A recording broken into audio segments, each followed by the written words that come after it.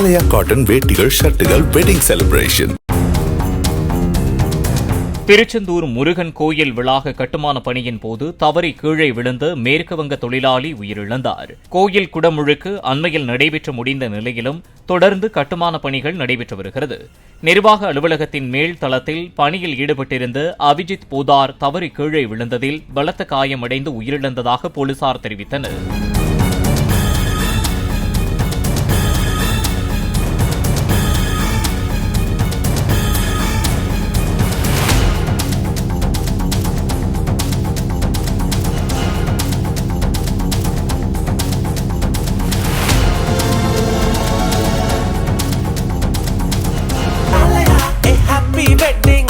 ஆலயா cotton வேட்டிகள் ஷர்ட்டுகள் wedding celebration.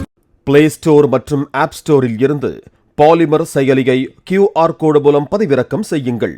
செய்திகளை உடனுக்குடன் பெறுங்கள்.